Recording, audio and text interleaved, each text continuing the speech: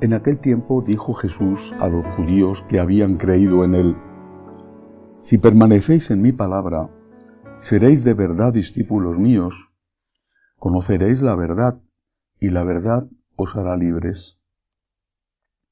Le replicaron: Somos linaje de Abraham, y nunca hemos sido esclavos de nadie. ¿Cómo dices tú, seréis libres? Jesús les contestó: en verdad os digo, todo el que comete pecado es esclavo. El esclavo no se queda en la casa para siempre, el Hijo se queda para siempre. Y si el Hijo os hace libres, seréis realmente libres. Ya sé que sois linaje de Abraham. Sin embargo, tratáis de matarme, porque mi palabra no cala en vosotros. Yo hablo de lo que he visto junto a mi Padre, pero vosotros hacéis lo que le habéis oído a vuestro padre. Ellos replicaron: nuestro padre es Abraham. Jesús les dijo: si fuerais hijos de Abraham, haríais lo que hizo Abraham. Sin embargo, tratáis de matarme a mí, que os he hablado de la verdad que le escuché a Dios, y eso no lo hizo Abraham. Vosotros hacéis lo que hace vuestro padre. Le replicaron: nosotros no somos hijos de prostitución. Tenemos un solo Padre, Dios. Jesús les contestó: si Dios fuera vuestro Padre, me amaríais, porque yo salí de Dios y he venido, pues no he venido por mi cuenta, sino que Él me envió. Palabra del Señor. Gloria a ti, Señor Jesús. Lo que me sorprende de este texto de San Juan es precisamente el inicio. Dice Jesús: en aquel tiempo dijo a los judíos que habían creído en él. No estaba hablando de los apóstoles y posiblemente tampoco de los discípulos, que eran una gran muchedumbre, depende de los momentos. Hablaba de los judíos que habían creído en él. Por lo tanto, de judíos que eran simpatizantes con él, que tenían no una fe en su divinidad, no había llegado el momento, pero sí en su mesianismo, en que era un enviado de Dios. Sin embargo, según avanza el relato, ellos, y Jesús lo denuncia así, intentan matarle. ¿Por qué? ¿Cómo es posible que pasen de, por lo menos, la simpatía, la admiración, la adhesión, al deseo de matarle? ¿Por qué? Creo que las palabras que vienen a continuación, pronunciadas por el Señor, nos lo explican, pero esto sitúa este texto no como uno de aquellos clásicos de la polémica entre Jesús y sus enemigos, sino una polémica nueva entre Jesús y sus amigos. Este texto es un texto especialmente dirigido a la Iglesia, a los católicos, de todas las épocas de hoy. Desde esta perspectiva, este es el contexto en el que tenemos que entender este texto. Vamos a fijarnos en las palabras, sobre todo las primeras, da para muchísimo este fragmento de San Juan, pero quiero fijarme especialmente en el primer párrafo. Si permanecéis en mi palabra, seréis de verdad discípulos míos.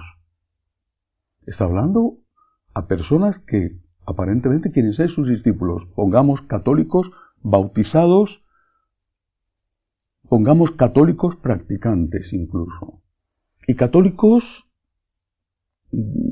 que están con el Señor teóricamente, y sacerdotes y obispos, pongamos estas personas, pongámonos cada uno de nosotros, no los demás. Empecemos por colocarnos a nosotros en este grupo. Y el Señor nos dice: tú, vosotros, si permanecéis en mi palabra, seréis de verdad discípulos míos, seréis auténticos discípulos míos. ¿Qué significa permanecer en su palabra? Significa dos cosas. Primero, aceptar su palabra. Y segundo, cumplir su palabra. No el que dice Señor, Señor, sino el que hace la voluntad de mi Padre, ese me ama. Permanecer en su palabra significa aceptarla y cumplirla, o por lo menos aceptarla e intentar cumplirla y pedir perdón cuando no se ha logrado cumplir. Eso significa permanecer en la palabra. Si no hacemos eso, no somos de verdad discípulos de Jesús. Añade, si hacéis eso, conoceréis la verdad, y la verdad os hará libres. ¿Qué sucede hoy en una parte amplia, en algunos países desde luego mayoritaria, de la Iglesia católica? ¿Se permanece en la verdad?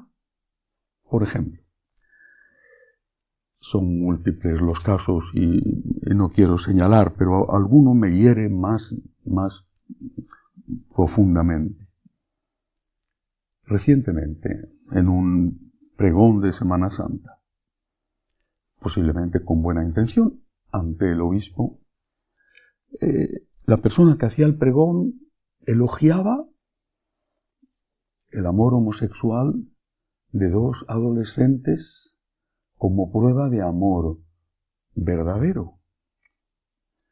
Eso es lo que opina el mundo. En la Iglesia caben todos. ¿Pero cabe todo? Y sin embargo, ponía como ejemplo, un ejemplo de amor verdadero, una relación homosexual entre dos adolescentes. Eso es lo que opina el mundo. Eso es amor, y qué bonito es el amor, y donde hay amor está Dios, y por lo tanto esa relación es una relación que no disgusta al Señor y que solamente los rígidos son los que pueden despreciar. ¿Pero qué dice la palabra de Dios? ¿Permanecemos en la palabra o permanecemos en lo que nos dice el mundo? Si se elogia, como se hace tan frecuentemente, una relación extramatrimonial,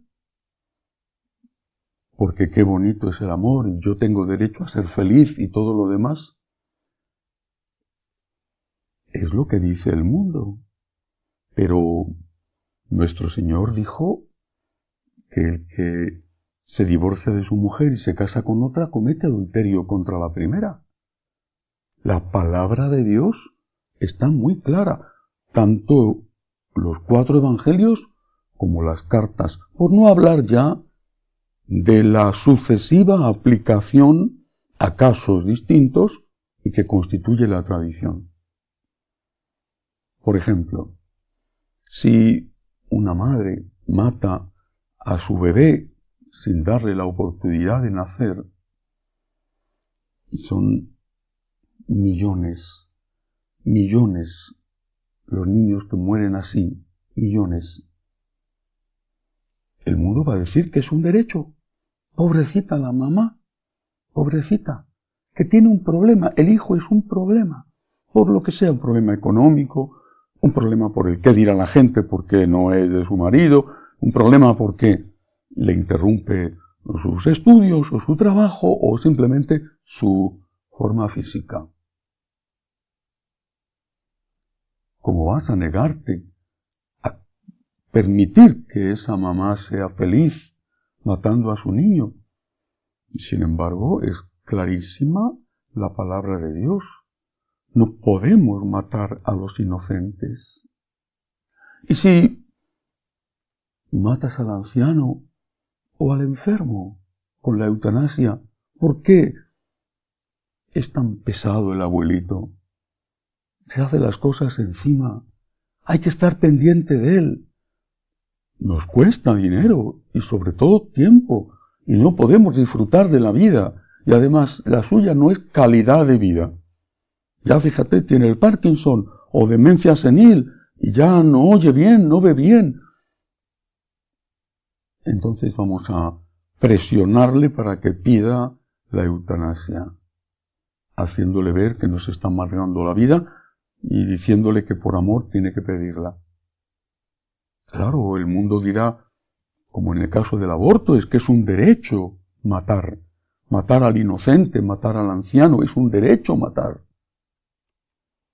Y sin embargo, nuestro Señor, en su palabra, es muy claro, no podemos hacerlo. Y entonces, ¿qué hacen estos católicos? Tantos.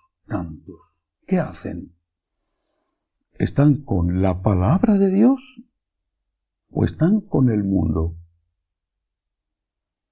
¿Y qué sucede cuando, volviendo contra Dios, el concepto más hermoso que existe, que es el del amor, y llamando amor a cosas que tendrán en algún aspecto, en una relación, en un sentimiento, algunas de ellas tendrán algo de positivo, sin embargo que no son en su conjunto buenas?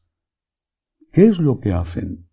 No están con la verdad, con Dios que es la verdad, y por lo tanto no son libres. ¿Qué sucede?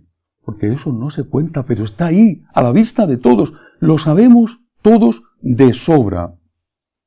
Por ejemplo,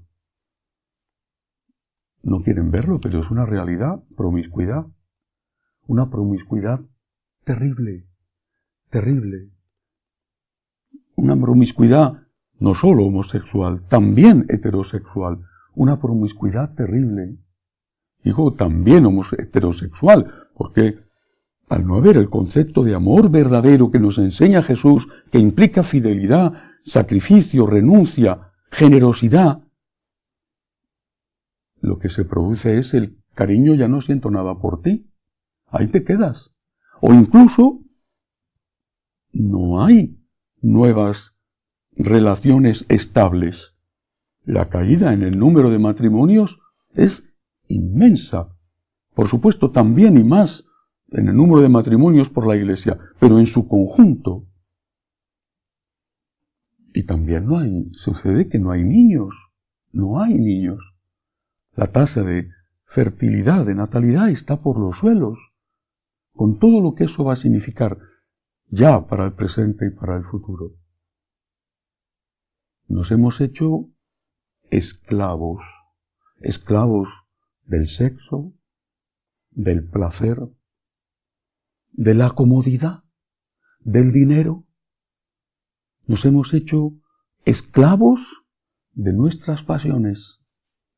San Pablo, que vivía en una sociedad pagana y que sabía muy bien de qué estaba hablando, porque todo esto que estos católicos, curas y obispos predican y promueven hoy en nombre del amor y de la misericordia, San Pablo lo veía y se daba cuenta de que no era ni amor ni era misericordia bendecirlo.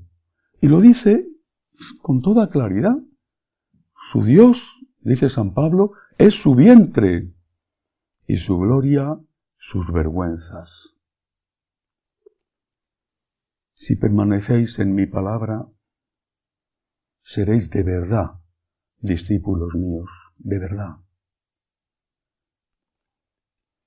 Permanecer, vuelvo a repetir, significa primero aceptar, segundo intentar cumplir. Y si no lo logras, pide perdón. Pero primero aceptar. Aceptas tú, católico, en tu vida, tú, sacerdote, tú, obispo, ¿aceptas la palabra de Dios? ¿Lo que está en la palabra de Dios? ¿Aceptas lo que ha enseñado la Iglesia de forma ininterrumpida durante 2000 años? Porque si no lo haces, el Señor dice a continuación, vosotros no sois hijos del Padre, sino hijos de otro Padre. Y ese otro Padre del que está hablando Jesús, aunque no lo cita por su nombre, los judíos lo entienden perfectamente. Ese otro Padre es el demonio. No lo olvidemos. Que así sea.